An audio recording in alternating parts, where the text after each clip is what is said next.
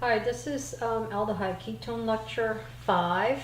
We're going to be doing a series of lectures. Probably I'll take about 4 to 5 to go over a topic called acetal. And just to put in context, so far what we've done is we've only looked at the easy mechanism, nucleophilic attack, in which the carbonyl was reacted with a nucleophile that was strong,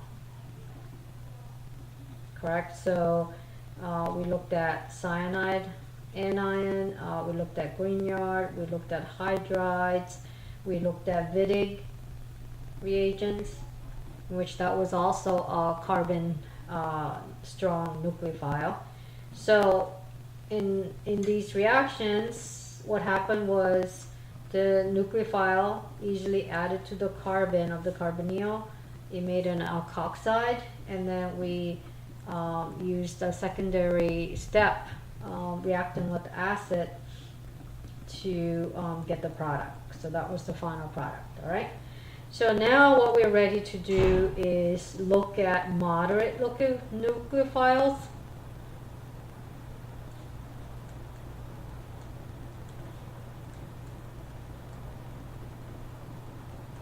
And these are nucleophiles that does not have an outright negative charge on them. So such as water.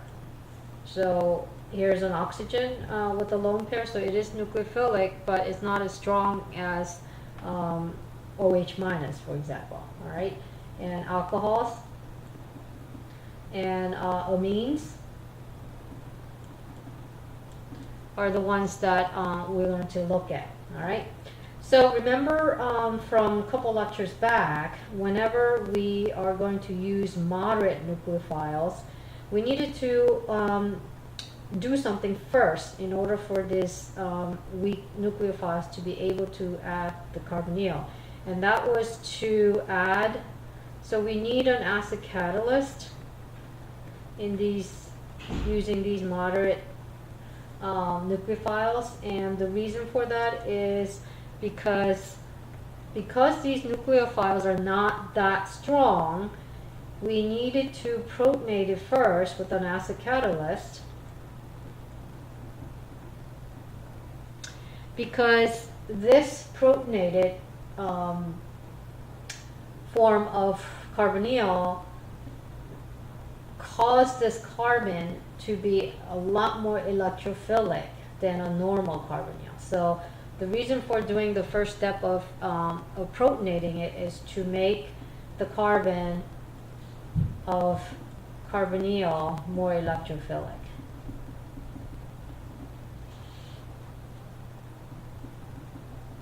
All right, and then the nucleophile is able to now, regardless of whether it's weak or moderate, is able to now attack the carbon of the carbonyl and do the same nucleophilic attack chemistry. All right.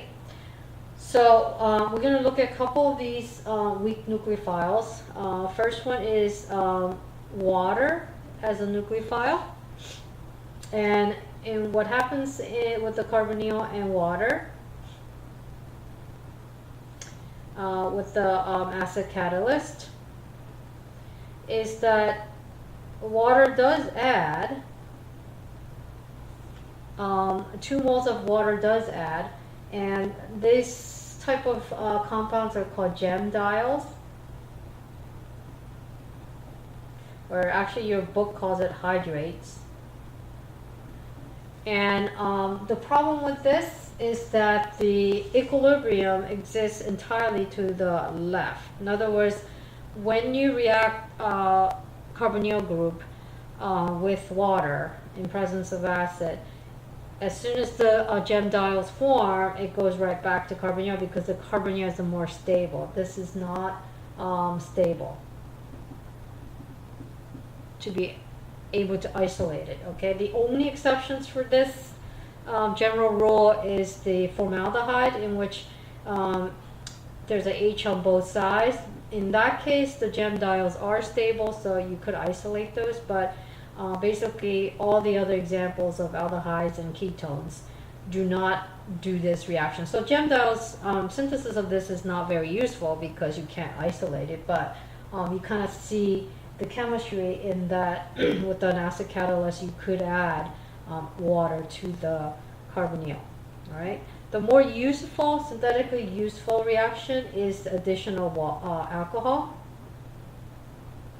which I'm going to abbreviate as ROH. So addition of that is a lot more useful reaction, and that's where we're going to spend majority of the rest of the next 4 or 5 lectures on. All right. So it is a pretty complicated reaction. So what I want you to do is, before we even go over mechanisms or anything like that, I want you to get used to looking at the overall reaction and then be able to do simple problems. For example, I have some simple problems like this down here: 2-pentanol plus 1 mole of methanol, and then butanol plus 2 moles of isopropyl alcohol. These are the type of reactions that I expect you to do forward reaction, as well as this is a forward reaction in your book, 20.10. I want you to be able to do those as well. All right, so let's go over the general overall reaction first. So overall reaction is that you take a carbonyl and you react it with an alcohol, and once again you're going to need an acid catalyst to do this, and these reactions are reversible reactions. And what happens is, when 1 mole of the alcohol adds to the carbonyl, so imagine the oxygen being attracted to the carbon of the carbonyl, it's going to break up in the acetal bond O. So then you're going to have O and then OR.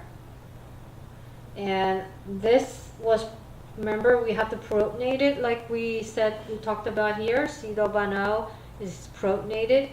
So we'll go over the mechanism later, but for right now, when 1 molecule of 1 mole of alcohol has been added, basically you're adding 1 mole of alcohol, and then you could think of this hydrogen going to this this oxygen of the carbonyl, even though that actually comes from the acid catalyst. All right, so this is an intermediate, and that's why I'm going to put it in bracket.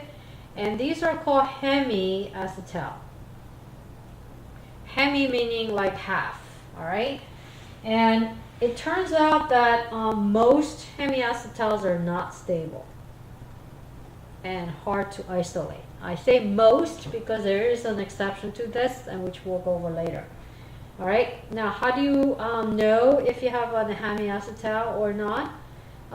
The definition that I want you to memorize is that hemiacetals have 1 OH and 1 OR, all right, on same carbon. And I emphasize same carbon. All right, so this carbon right here, which is the carbon of the carbonyl, has OH and an OR. All right, so that constitutes this functional group as a hemiacetal. All right, so because hemiacetals are not stable, this moves on. It does stay. It adds another mole of alcohol, and this step is also reversible. And what you get out at the end is 2 moles of alcohol has been added. All right, and the byproduct is water, and then the H plus is regenerated. So acid, this is standing for acid regenerated. And when we go over the mechanism, you'll see how all these different components come about. All right. Now this, where 2 moles of alcohol has been added, they're called acetals. That's the functional group. right? And the definition of acetal is that it's got two OR groups on same, once again, carbon. All right, so this carbon is the one that has one OR group and second OR group. Now, when you define this acetal versus hemiacetal, or carbonyl, or a regular alcohol, or an ether, these R groups do not have to be exactly the same, or it could be even within a cyclic structure as well. All right, so that's your definition, and that's the final product. So this is the final product that you isolate. And as you can see, these are ethers. Acetals are basically ethers. All right. So notice when you do this reaction, what is the oxidation level of this carbon? It's 2, right? Because you got 2 bonds to a heteroatom. What is the oxidation level of this carbon? 2 still. What's the oxidation level of this carbon? 2 still. So notice the oxidation level doesn't change at all. So this is not an oxidation nor a reduction. This is acetal formation. So you wouldn't, when you see this transformation, use an oxidizing agent, for example. All right. So you should be able to answer this. What is the difference between hemiacetal and acetal, as we went over just now? And why is this chemistry important? Because we're going to go over sugar chemistry in a few lectures. After we're done with the nitrogen as a nucleophile, we're moving right into the sugar chemistry. This hemiacetal, acetal, this is all the basis of understanding sugar chemistry. So it's very, very important. And also, the acetals serve as a protecting group.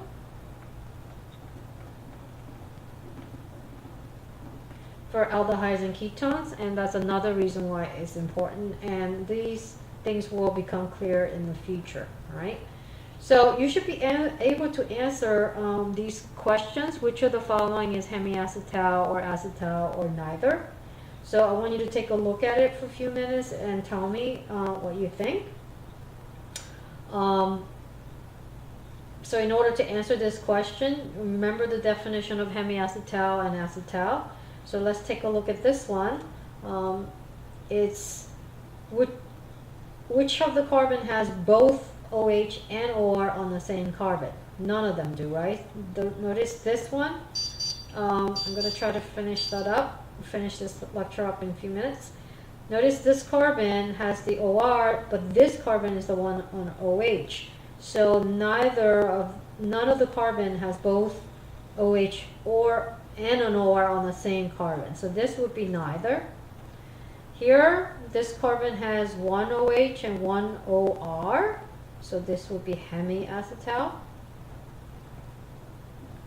And then this one, this carbon has one OR and a 2 OR. So this would be acetal. Okay? You should be, like I said, be able to do this problem and do this problem. And what you should do is start making note cards, because now the number of reactions getting bigger and bigger. So for example, any new reactions that you didn't go over in 114, for example, Wittig or cyanohydrin, you should make note cards like this where you have the starting materials in the front of the note card, and then in the back, draw the product that you would expect. All right? And another type of note card you can make is put the starting material and put the product and put question mark, because remember, this is a reversible reaction. So if you want to go from carbonyl to an acetal, what reagent do you need? If you want to go from acetal back to carbonyl, what reagent do you need? Which we haven't gone over yet, but we will. Okay, and then in the back would be the answer. Okay, do not have all your reactions, the reactants and the products in the same side of the 3x5 carbon, because then you can't test yourself. So the other way you could test yourself in this is to ask yourself how you would synthesize this, and that answer will be in the front, where you would have to come up with the 2 starting materials. All right, so I will continue this in the next lecture.